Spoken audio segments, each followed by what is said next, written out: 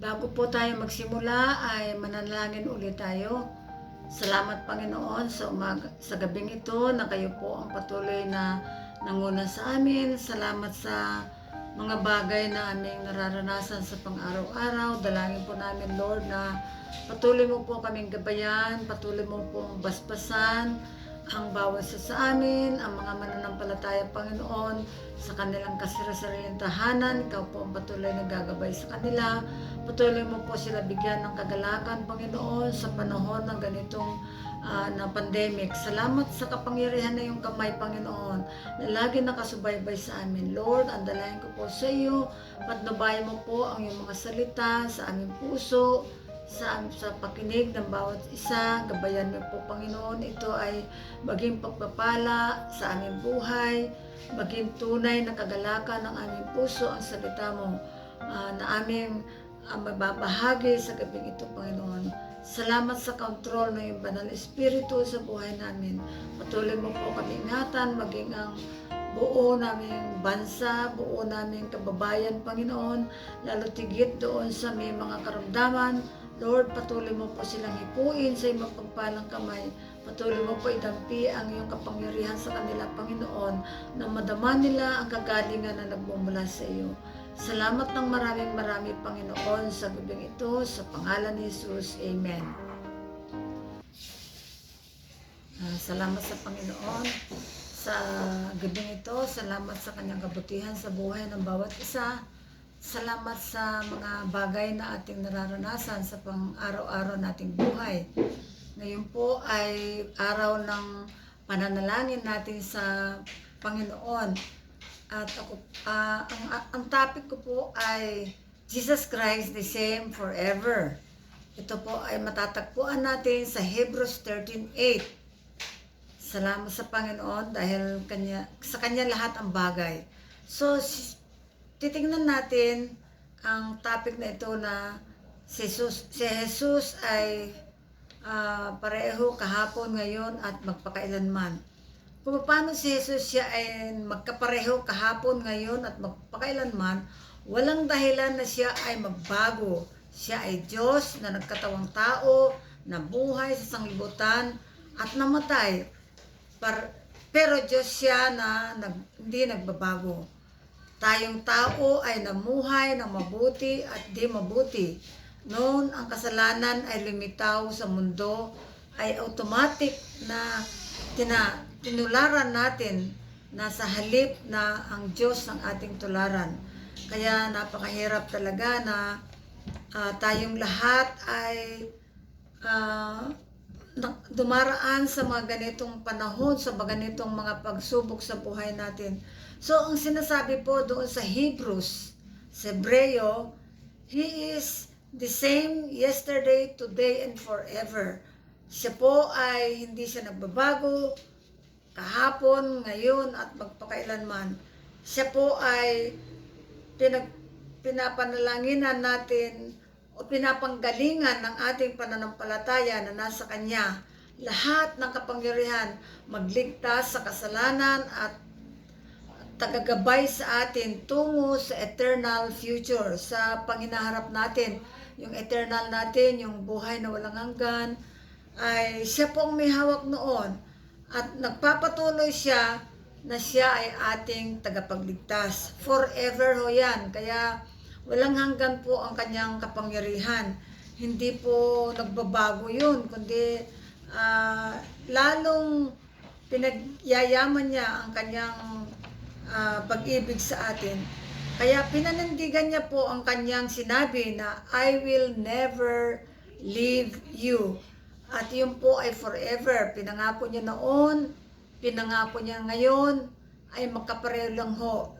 Diyan natin po makita ang kanyang forever na pagkapanginoon, forever na pagka-Diyos. Kaya ang pangalang Jesus ay isang katunayan na ginagamit upang mapatunayan sa atin, sa ating pananampalataya.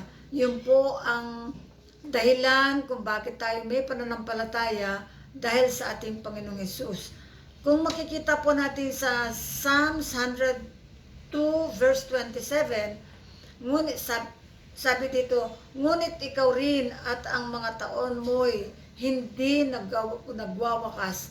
Siya po ay hindi nagwawakas, hindi nagbabago, laging bago. Kaya nga sabi doon sa awit na laging bago tuwing umaga. Uh, lagi pong siya ang ating tinatawagan. At ito po ay nagsalita po siya sa lahat ng tao na nangangailangan ng kaligtasan. Parehong Diyos na tumawag sa tao na nasa kanang kamay ng Diyos, nandoon po siya sa kanang kamay ng Diyos.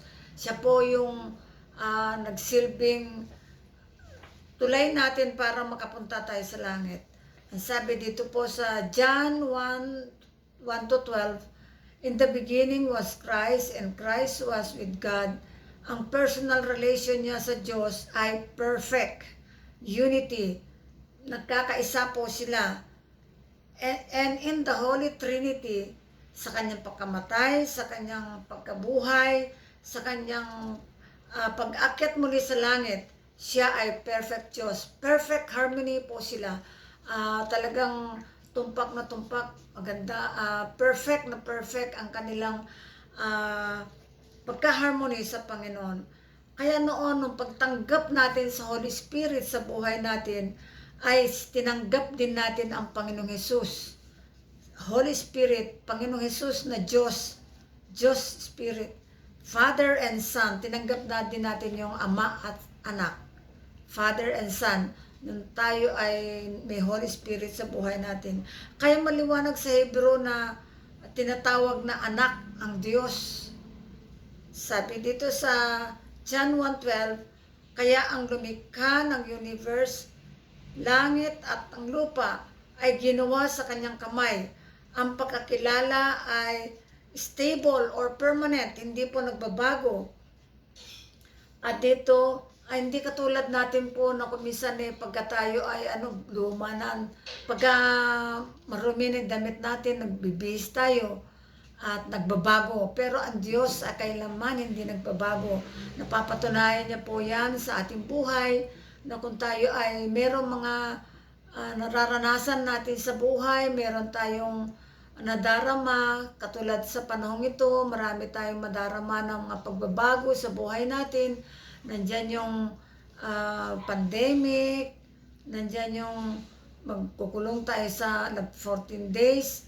Yan ang pagbabago sa buhay ng tao, pero ang Diyos hindi po kailanman ay nagbago. Yung pangako niya na I will not leave you nor forsake you ay pangako niya noon at magpahanggang ngayon. Kaya ganyan po kabuti, ganyan po ang kapangyarihan ng ating Panginoong Hesus. Hindi po siya nagbabago. Permanent po, hindi siya nagbabago.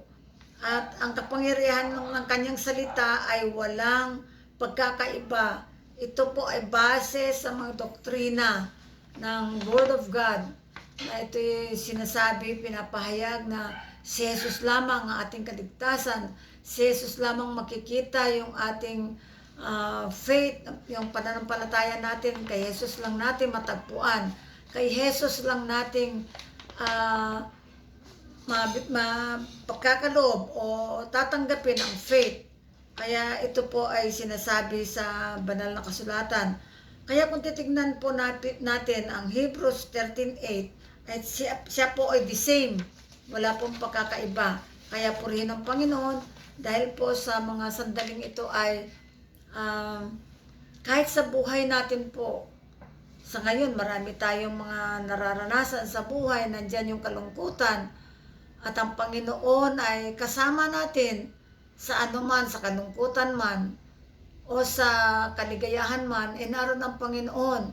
Hindi po siya umaalis, hindi po siya nagpapabaya. Kaya sa kalungkutan o kaya sa kaligayahan ay nadama po natin ang kanyang kapangyarihan, nadadama po natin ang kanyang kamay na laging humihipo.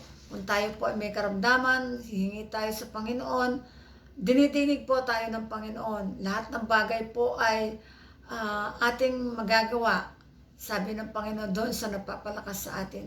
Kaya walang ibang Diyos na ating inaasahan kundi ang Panginoong Hesus. At dito po kung ating makikita yung pinag-aralan natin, na yung napag-aralan natin, yung napapag-usapan natin niya, forever ang Panginoon. Totoo nga po na ang Panginoon ay magpawalang hanggan. Alam niyo po, ang Panginoon na tayo kahit sa ating edad ay nagbabago, medyo nagkakaedad tayo, marami nagbabago sa ating katawan, nanghihina, marami tayong nararamdaman. Pero ang Panginoon ho ay mula noon ay wala po siya nararamdaman, hindi siya nagbabago. Ni ang taon niya ay forever. Walang hanggan ang taon niya. Kaya sabi dito, ano ba ang kaibahan? Ano ang kahalagahan ng tatlong ito ayon sa Hebrews 13:8. Ang sabi dito, yung yesterday, pinakikita niya ang pagkapareho niya kahapon, ngayon at magpakailanman. Lagi natin siya tinatawagan, lagi natin siyang nilalapitan, kinakausap, at lagi nating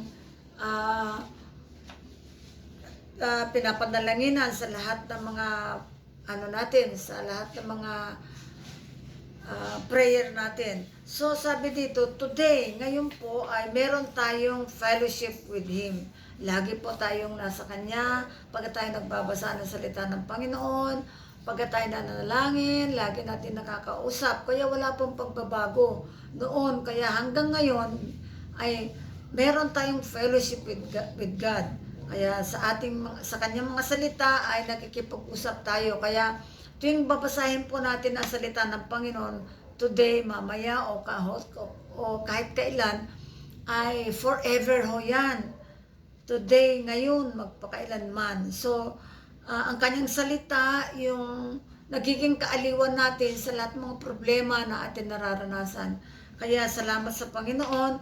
Kaya sabi niya ay, yesterday, today, and for the future, tomorrow.